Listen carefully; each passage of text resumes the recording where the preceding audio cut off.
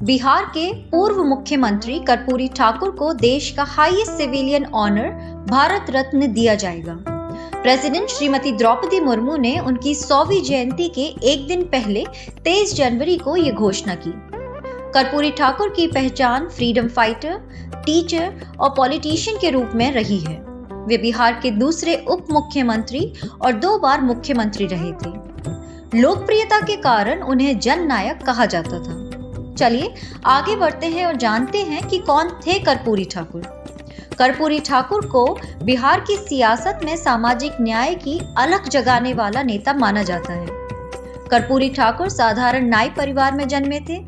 कहा जाता है कि पूरी जिंदगी उन्होंने कांग्रेस विरोधी राजनीति की और अपना सियासी मुकाम हासिल किया।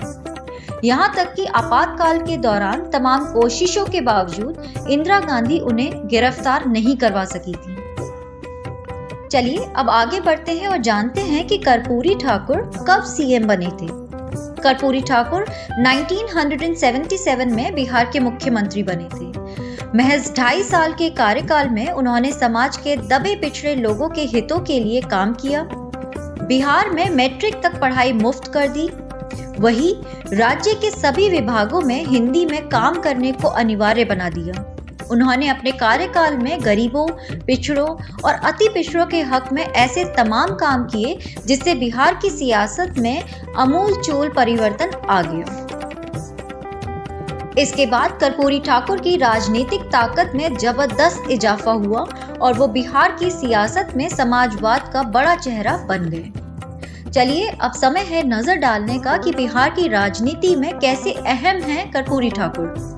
इलेक्शन एनालिस्ट की माने तो कर्पूरी ठाकुर को बिहार की राजनीति में नजरअंदाज नहीं किया जा सकता।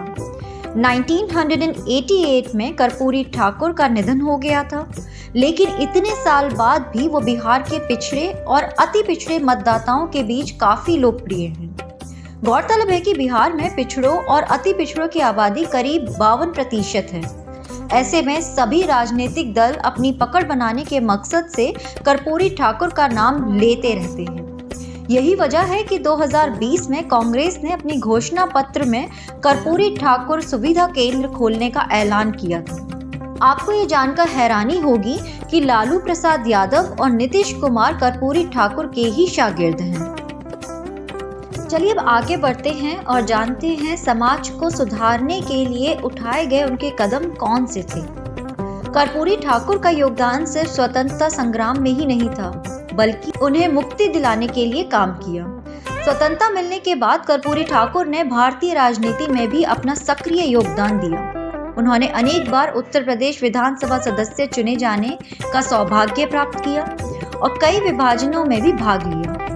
कर्पूरी ठाकुर ने अपने प्रेरणादायक और सामर्थ्यपूर्ण नेतृत्व के लिए भी पहचान बनाई। उन्हें पूर्व के 4 राज्यों के दिल कहा जाता है, क्योंकि उन्होंने अपनी भूमिका से उत्तर प्रदेश, बिहार, मध्य प्रदेश और राजस्थान के बीच मित्रता को मजबूत किया था।